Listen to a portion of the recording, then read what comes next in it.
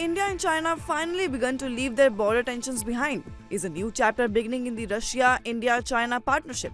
Well, in a major development, Russian Foreign Minister Sergei Lavrov has made a hopeful statement that may signal the return of an important trilateral dialogue that was once seen as a symbol of growing Asian cooperation. In a recent speech at the Primakov readings, a gathering of top foreign policy experts from around 40 countries, including India, Russian Foreign Minister Sergei Lavrov expressed hope for the revival of the Russia-India-China trilateral dialogue. Lavrov pointed out that the RIC meetings had been paused due to two major reasons. First, the COVID-19 pandemic, and later due to the serious border tensions between India and China, especially the violent clash in the Galwan Valley in 2020.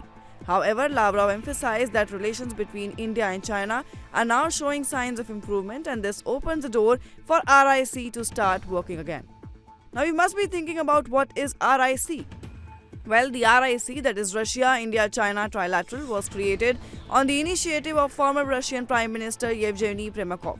It was designed to bring the three large Asian nations together to discuss mutual interests in global affairs, regional stability, and economic cooperation.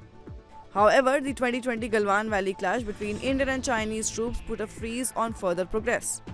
But one major turning point came in October 2024 during the BRICS summit in Kazan, Russia. Indian Prime Minister Narendra Modi and Chinese President Xi Jinping held a bilateral meeting on the sidelines of the summit.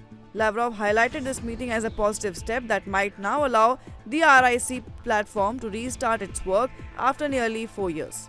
Interestingly, Lavrov also made a sharp comment about NATO, accusing the Western alliance of trying to pull India into anti-China conspiracies. As per him, these attempts are part of a larger geopolitical strategy to divide Asian powers. Lavrov believes that platforms like RIC can play a vital role in balancing global politics and promoting dialogue among emerging powers without interference from the West.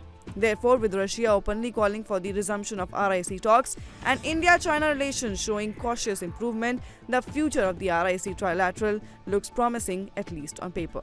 Well, what are your views on this? Do comment and let us know. Till then, keep watching India TV.